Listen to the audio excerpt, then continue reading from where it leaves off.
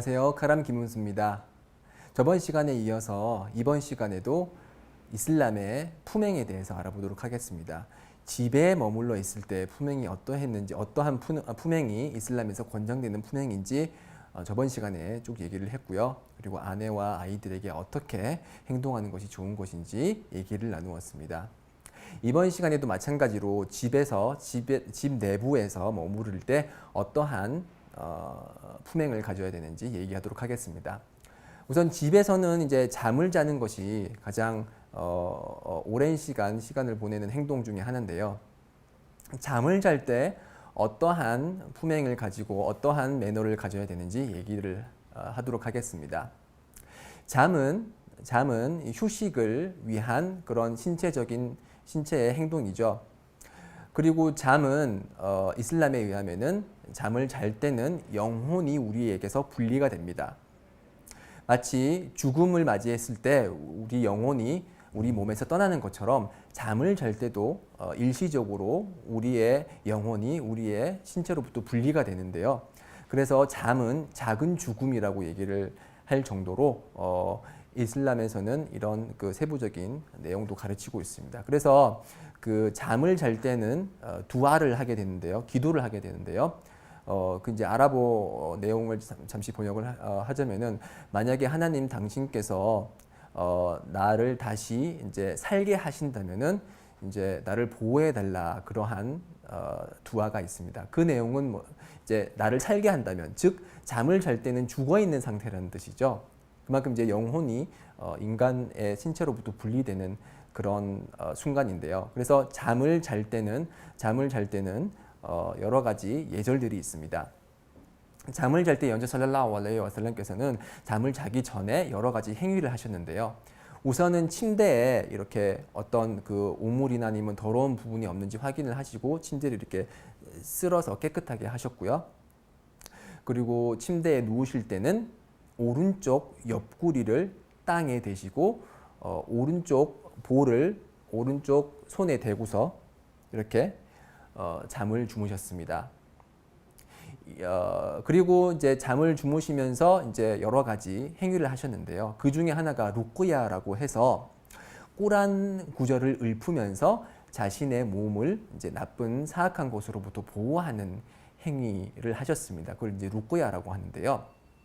그래서 우리 무슬림들이 많이 외우고 있는 꾸란 112장, 113장, 114장을 읊으면서 이제 몸을 쓰다듬으셨습니다. 그래서 어떻게 하셨냐면은 양손을 이렇게 코와 입 사이에 대고서 마른 침을 3번 뱉으셨습니다. 이렇게 마른 침을 3번 뱉으신 후에 꾸란 112장, 113장, 114절을 읊고 나서 이렇게 낭송된 이 손바닥에 있는 것들로서 온 몸을 다 이렇게 쓰다듬으셨습니다. 이렇게 루쿠야를 하는 걸 3번을 하셨고요. 이렇게 3번을 함으로써 나쁜 것으로부터 우리 몸을 보호하는 그런 행동을 하셨습니다. 또한 우리가 쉽게 할 수 있는 잠을 자기 전의 예절은 이제 꾸란 제2장 255절, 즉 아야툴 쿠르시의 내용을 읊으면서 자는 것이 이제 순나인데요. 그래서 많은 무슬림들이 꾸란 제2장 255절 아야툴 쿠르시는 이제 항상 많은 무슬림들이 외우고 있습니다. 자기 전에 그걸 읽고서 이제 자거든요. 그리고 잘 때는 따하라 상태, 즉 우두를 해서 깨끗한 상태로 자는 것이 권장이 됩니다. 그렇게 깨끗한 상태로 잠이 들게 되면은 악몽을 적게 꾸게 된다고 그렇게 이슬람이 가르치고 있습니다. 그렇게 해서 잠을 들게 되면은 우리는 가끔씩 꿈을 꾸게 되죠. 이슬람에서는 꿈에 대한 정보를 전달하고 있습니다. 꿈은 3가지 이유로 인해서 꿈을 꾸게 된다고 얘기를 하는데요. 첫 번째 꿈은 하나님께서 주시는 좋은 꿈, 소위 이제 길몽이라고 얘기를 하죠.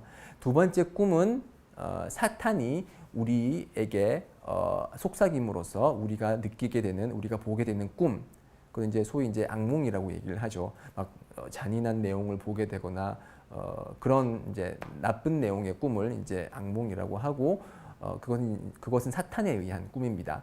그리고 세 번째는 우리의 기억에 의한 꿈, 소위 말하는 개꿈이죠. 예, 이 세 가지 꿈이 있는데 이슬람에서는 이렇게 꿈을 꾸게 되었을 때, 자고 나서 꿈을 꾸게 되었을 때 좋은 꿈을 꾸었을 때는 주위 사람들에게 그 내용을 전달하고 그 꿈의 해석을 요청하기도 합니다.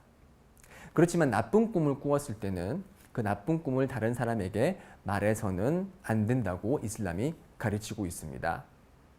자, 이렇게 꿈을 꿀 수도 있고 꿈을 꾸지 않을 수도 있고요. 자, 그렇게 꿈을 꾸다가 만약에 깼다. 특히 이제 악몽을 꾸면서 잠에서 흠칫하면서 깼다.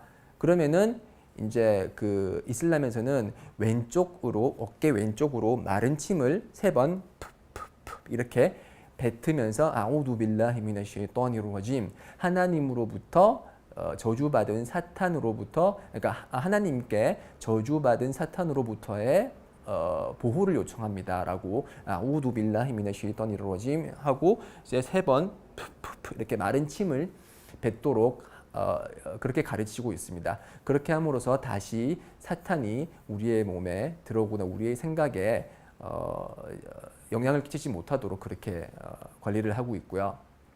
그리고 잠에서 깼을 때 뭐 좋은 꿈을 꿨거나 나쁜 꿈을 꿨거나 잠에서 깼을 때는 우도를 하고 두라카트 예배, 뭐 네라카트 예배 원하는 대로 이제 짧은 예배를 드리는 것이 순나 중에 하나입니다. 물론 알람을 맞춰 놔서 새벽 뭐 2시, 3시 파지르 예배 전에 일어나서 자발적으로 예배를 드리는 것도 상당히 권장되는 그런 경배 행위라고 할 수가 있겠습니다. 자, 이렇게 잠을 잘 때는 침대볼을 정리를 하고 오른쪽 옆구리가 땅에 닿도록 하고서 오른쪽으로 자는 것이 이제 이슬람에서 가르치는 예의인데요. 만약에 오른쪽으로 이렇게 잤을 때 적응이 안 돼서 이렇게 왜냐하면 저희는 항상 등을 완전히 받치고 등을 땅에다 받치고 잤잖아요. 그렇게 오랫동안 생활을 해왔기 때문에 오른쪽으로 오른쪽 옆구리를 땅에 받치고 자는 것이 쉽지 않을 수 있습니다. 그럴 때는 그냥 쉬운 그런 모습으로 잠을 자도 허락이 되고요. 다만 엎드려 자는 것은 즉 배를 땅에다 맞대고서 그렇게 자는 것은 금지되어 있습니다. 왜냐하면 연자 살랄라hu 알라이히 와살람께서 말씀하시기를 이렇게 엎드려 자는 것은 불지옥의 거주자의 모습이다 라고 말씀을 하시면서 배를 땅에 엎드리는 행위 그리고 그렇게 함으로써 잠을 자는 것을 금지를 하셨습니다. 의학적으로도 이제 많은 연구가 있었고 그래서 엎드려 자는 것이 얼마나 척추 건강에 나쁜 것인지 많은 학자들이 논문을 통해서 밝히고 있죠. 그리고 이렇게 오른쪽으로 옆구리를 땅에 대고서 자는 것이 척추에 무리가 가장 적게 가는 그런 방식 중에 하나라고 의사들은 얘기를 하고 있습니다. 자, 이렇게 잠을 어떻게 자야 되는 것인지, 잠을 자기 전에 그리고 잠에서 깼을 때에 대해서 이제 알아봤고요. 잠을 깨고 나면은 이제 그 하나님께서 나를 다시 살려주셨기 때문에 이제 잠은 작은 죽음에 해당되기 때문에 그런 죽음으로부터 다시 나를 살려주신 것에 대해서 하나님께 감사하는 그런 기도, 짧은 기도를 하는 것이 순나입니다. 자, 그리고 보통 사람들이 잠이라고 그렇게 얘기를 하면 우리 한국말에서 잠이라 그러면은 부부 관계를 말할 때도 이제 뭐 잠을 잤다라는 표현을 하죠. 그래서 그 부부 관계를 할 때도 어떠한 예절이 있어야 되는 건지 그런 부분에 대해서도 조금 알아보고자 합니다. 자, 이 부부 간의 사랑은 하나님께서 심어 놓으신 그런 감정입니다. 하나님께서 아담을 처음 창조를 하시고 아담으로부터 하와 즉 이브를 창조를 하시고 나셔서 하나님께서는 그 둘 사이에 평온함과 사랑과 자비를 불어넣었다고 꾸란에서 말하고 있습니다. 그렇기 때문에 서로 부부간에 사랑하고 평온함을 느끼고 즐거움을 느끼는 것은 당연한 일일 뿐만이 아니라 우리 건전한 사회를 유지하고 서로 행복한 가정 생활을 유지함에 있어서 매우 중요한 부분입니다. 그래서 그리고 성관계라는 것은 아주 깊은 쾌락을 동반하는 행위이기 때문에 또한 위험한 행위이기도 합니다. 왜냐하면 그런 쾌락이 너무 강하기 때문에 다른 수단을 통해서 다른 사람들을 통해서 그러한 쾌락을 얻으려는 그런 행위를 저지르기도 하고요. 이슬람에서는 오직 이런 성적인 쾌락은 배우자를 통해서만 얻을 수 있다고 가르치고 있습니다. 자, 그렇다면 배우자에게 다가갈 때 우리 이슬람에서는 어떠한 예절을 지켜야 되는지 가르치고 있을까요? 지금부터 조금씩 알아보도록 하겠습니다. 이슬람에서 상대방에게 다가가고자 할 때는, 즉 배우자에게 다가가고자 할 때는 이제 서로 간에 우선 이해가 있어야 되겠죠.